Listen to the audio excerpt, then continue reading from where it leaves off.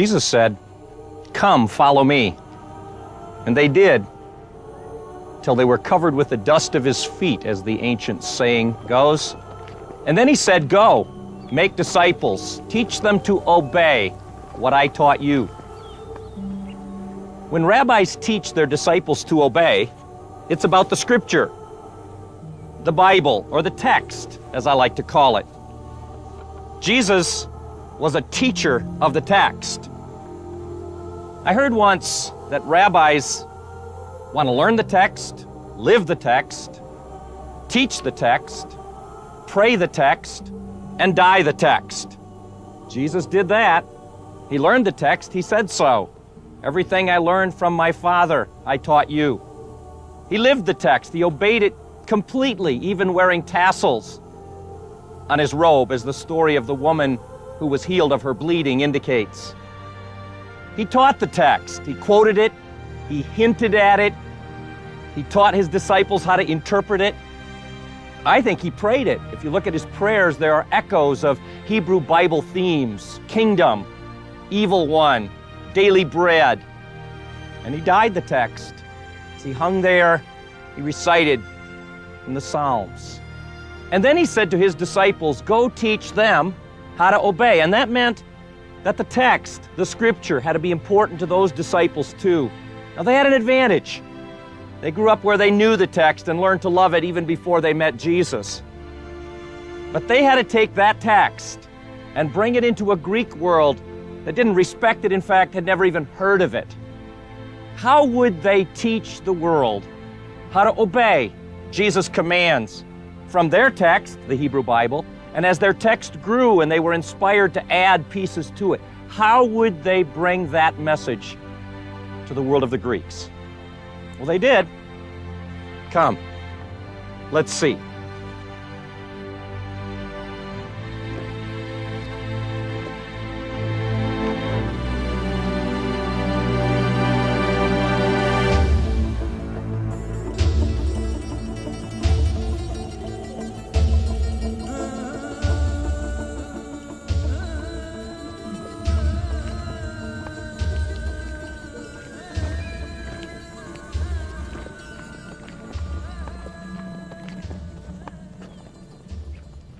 Look back. We've been walking on a typical Roman road. I read somewhere 57,000 miles of road like that the Romans paved. But this is a special piece of road. This one comes from Miletus, about 24 kilometers, 15 miles away, leaves the city of Miletus, and comes here to where there was simply a temple. Nobody lives out here. The whole 15 miles was colonnaded with shops on both sides. Every 100 yards or so, a carved lion. Now, why such a special road 15 miles out into the countryside and with shops indicating a lot of people walked on the road? The answer is what's here. This is a place called Didyma. Just ahead is a huge temple of Apollo. The Miletus folks walked this far to worship their god. Why here? Come, let's go see.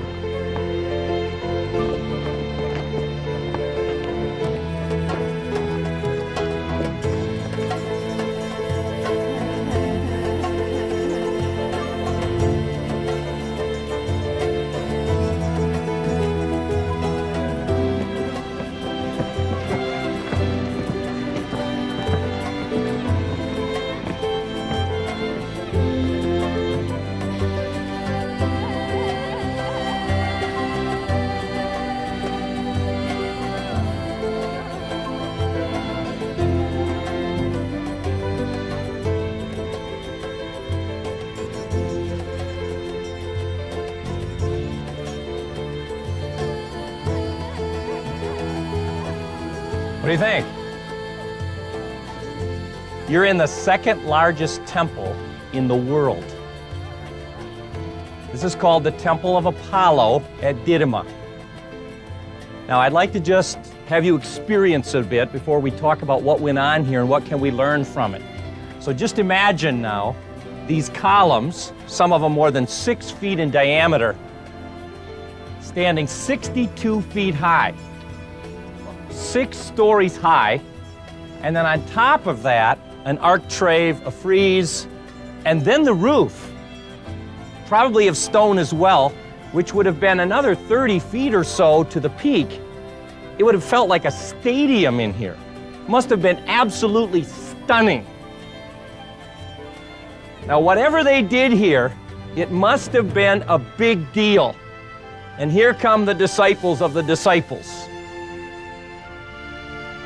Incredible.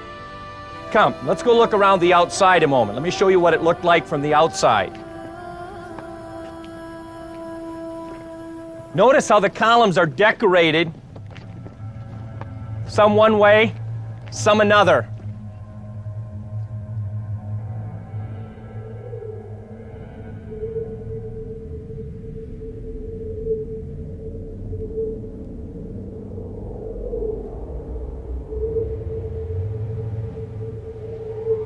Now, in this temple, Temple of Apollo, were 122 of those columns.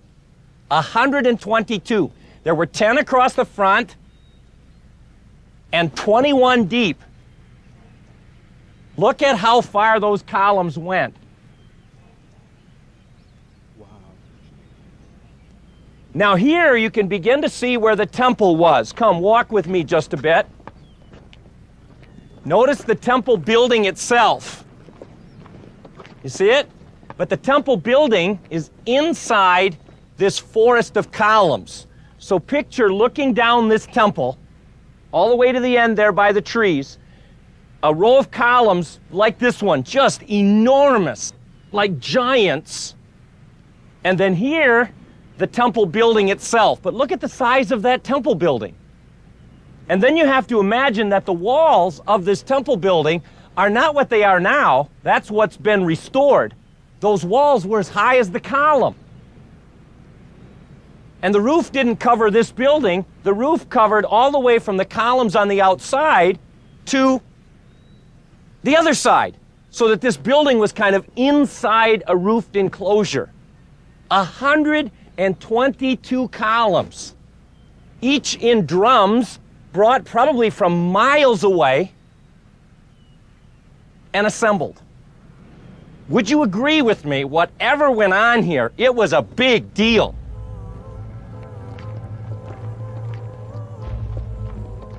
But imagine something this big, this powerful, that you're working on for 800 plus years. How important this must have been to them. Walk once, walk under this just to get the feel of how huge these column drums are. Look.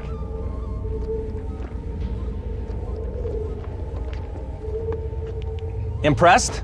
Yes. So what was the Temple of Apollo? Well, Apollo is the god of music, light, but Apollo is also the god of oracle. What's an oracle? An oracle is a message from the god, a word from the god. It came, it was believed, from the underworld, and since Apollo had connections in the underworld, he could figure out what would happen if you did something. Now that's an oracle. It's a word that comes in answer to a question. So you say to the oracle, if I do this, what will happen? And the oracle would respond, if this, then this. He wouldn't tell you what the future held necessarily, but he would tell you what the result would be if you followed a certain course of action. If I attack, what will happen? And the oracle would come back and say, if you attack, an empire will fall, for example. So imagine tens of thousands of people coming here to find out, if I do this, will that happen?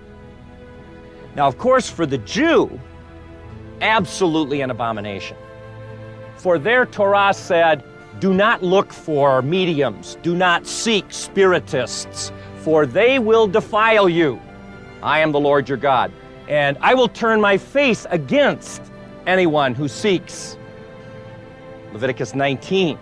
God detested people who sought information from demonic or underworld sources.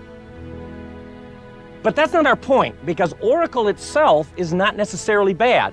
18 times in the Old Testament, the Word of God is called an oracle. Malachi starts his book by saying an oracle, the word of the Lord through Malachi.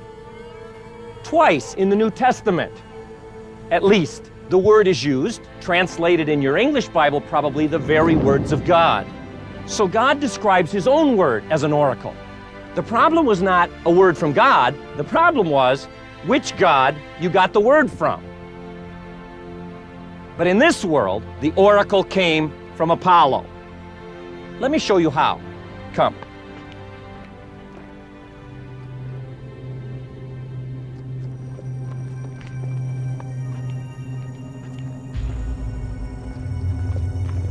We're going to walk along with a group of people who came to hear an oracle so that I can show you what they would have done, step by step.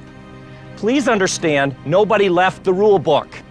We don't know exactly what they did here, but from the research I've been able to do and others as well, we know things that happened at this oracle and at another oracle and at another oracle. So let's assume what I'm going to tell you is generally true, whether every detail happened here or not, okay?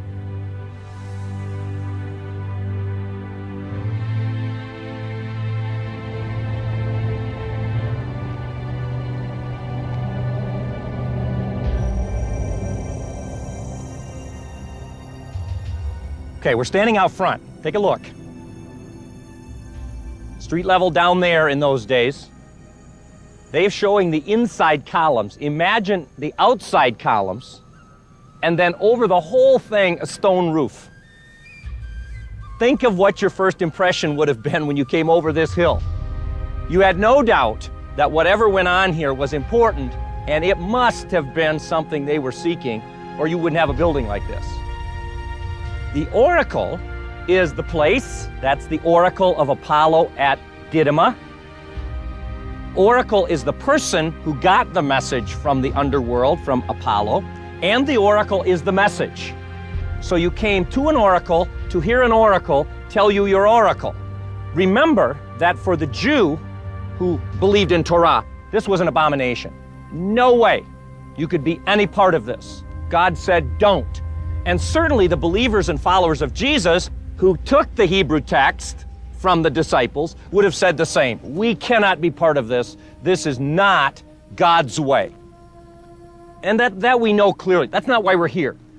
What I'd like to do is to imagine that we're a group of observers who've come to watch what happens to someone who seeks an oracle. So imagine we've walked 500 miles to observe someone get their oracle. So we know what they did. And then I think there's something we can learn from God after we've seen how they get an oracle.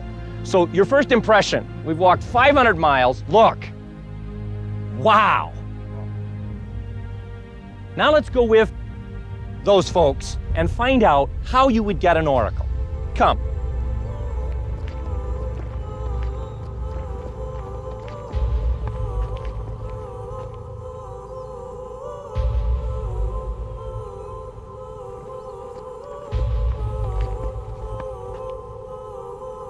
So we stop here, because if someone sought their oracle, let's imagine a whole family, they would first come to the sacred well. That is actually documented here. And they would wash in the, I suppose we would call it, holy water. Apollo, remember, is from the underworld, or gets his message from the underworld, so you want water that comes from below. So you would come here and wash. The group we're watching also brought a sheep for a sacrifice. So the sheep has to be washed, and a priest would probably scrub that sheep while the group stood and watched. So first, we're purified, so now we can approach Apollo to discover if he will give us an oracle. At some point, we would have to move here. Come with me a moment, please. And we would go this way.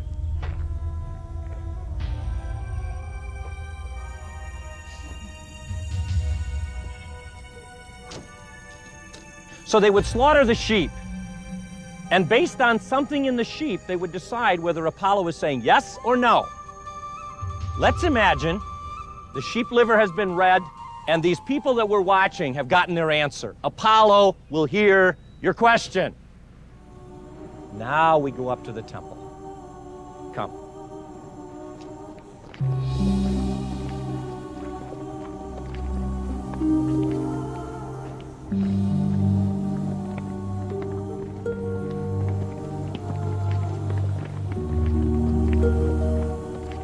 So this group that we're observing has found out Apollo will answer.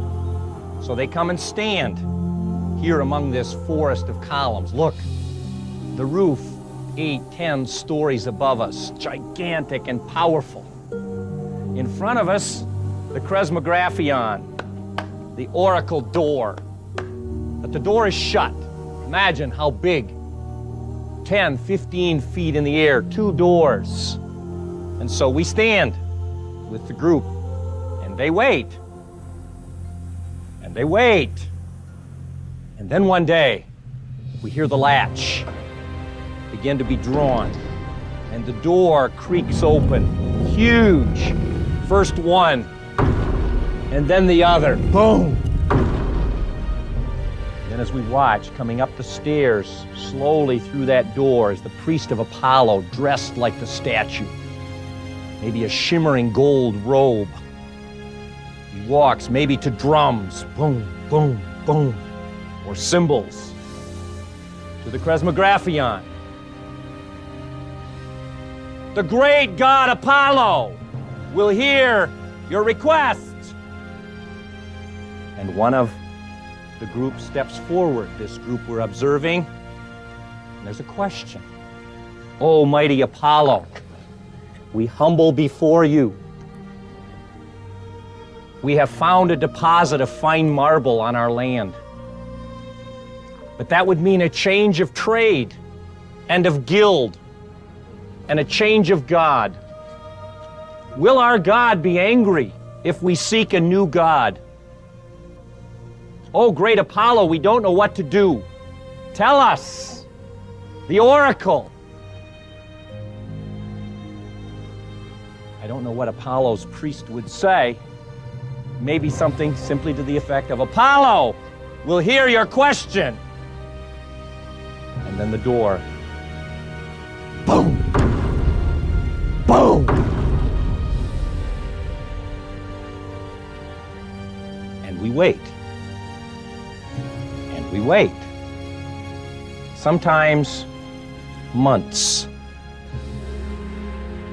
For Apollo to give us his word. See the game board sometimes around on the floor where people would play games as they waited. And they waited. Now, wouldn't you like to know what was going on in there? Well, we wouldn't have been allowed in there. No one but the priests of Apollo. So had we come to observe, we couldn't have entered. But let's just go see and think about what was happening in there as that group waited. Come.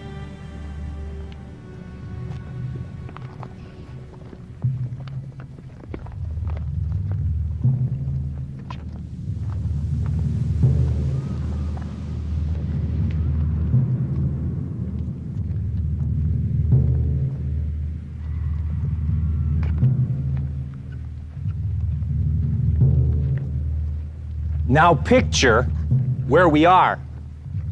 This is the place for priests.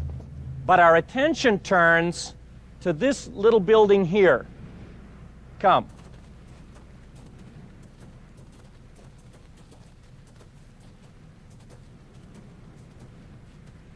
Right here was a small inner temple. In Greek, you call this naiskos.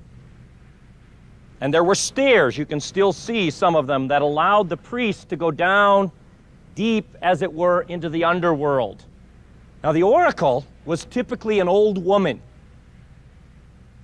She had disciples she trained, but she would sit suspended in a tripod in the middle of this temple of Apollo. We don't know exactly how it worked here. In Delphi, she was suspended over a hole in the earth out of which fumes came. It turns out they're fairly close to what's in glue. So the effect of her sitting there was as if she were sniffing glue. The oracle would get the question from the priest who stood next to her. And then in her ecstasy, she would give the answer and he would jot it down. And eventually a priest would put it to poetry. Now, I don't know how it worked. I look at this building and I say, it couldn't have been wrong every time, or you wouldn't end up with this. Some have suggested she made it all up and was just lucky. Could be. Some have suggested it was evil, demonic powers giving her information. Well, the Bible teaches there are demonic powers. Could be. Maybe she was wise enough to know how to predict. I don't know. But I do know, to the Greek world, this was an important part of their understanding of God, or that wouldn't have been here. To the Jew and the follower of Jesus that took the text seriously, an abomination. To them, the very life and breath of God. So now the oracle has been given in some kind of an ecstatic experience by some woman who spends her whole life suspended high over a pit. And the priest goes to bring it to us as he comes out of the temple from the depths of the abyss, crosses the opening,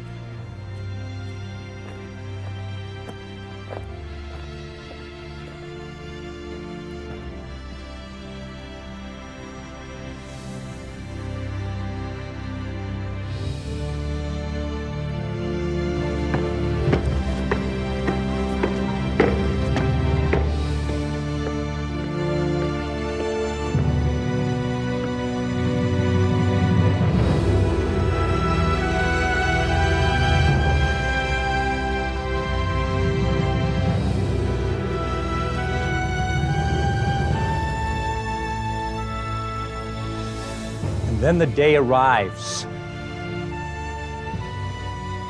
The word is the oracles will be spoken today.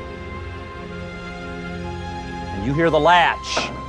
And that door swings open, huge, and boom! Boom!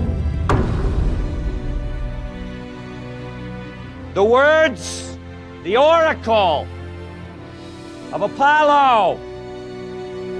It has been predestined. If you offer sacrifices to your other god, and if you give extra offerings to the new god you wish to take, and if you honor Apollo with a gift, your business will be blessed.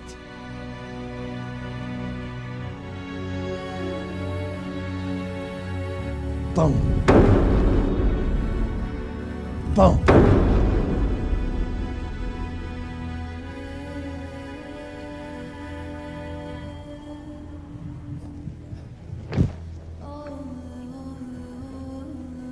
Now tell me, what do you feel? Do you feel the awe they must have felt? We just heard a word from God. You feel the fear in their hearts. What if the word is bad? Do you feel their passion as they left here to say, we will do exactly what he... Then here's my question. What on earth has happened to us? Do you understand that the oracles of God, not the utterings of a woman high on something, the oracles of the Creator of heaven and earth have been given to you? You have them. All of them. The very words of God. You carry them around in your pack. No sheep livers. No washings. They're all yours. Put your hands on a column. Pick a column. Put your hands on a column. Everybody. An archaeologist found an inscription here. One column, one of these columns, one, cost 40,000 denarii. 40,000. The inscription also says a stonecutter earned 2 denarii a day. That means one column took 20,000 days to make. Now, assuming that most stonecutters stayed on the same stone as long as they lived or till it was finished, It took somebody 57 years to make one column, counting their holidays and feast days. 57 years for what? To hear one word from God. And I can't get up 10 minutes early to read my Bible.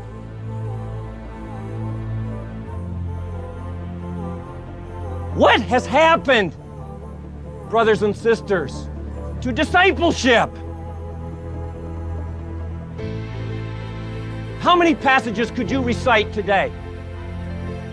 How many chapters have you read in the last month? When's the last time you read through the whole oracles? Why? To be like the rabbi is to be a man or woman of the text. 57 years for somebody who was going to hear the utterings of a poor woman out of her mind. And we have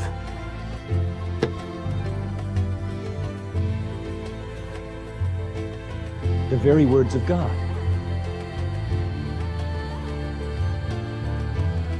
Let me encourage you. Memorize. You can do this. Read the text. Read through the Bible on a regular schedule for the rest of your life. Read one gospel a month for the next 3 years and discover how much Jesus will mean to you. And if you say to me, I don't have the time, then my question to you is, how badly do you want to be a disciple? Jesus said, come follow me. And then he said, go. Teach them to obey everything I taught you.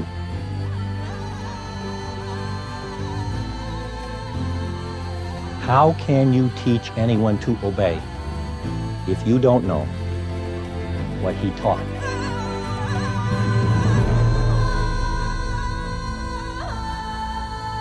Go, teach them to obey. And that means be a man, a woman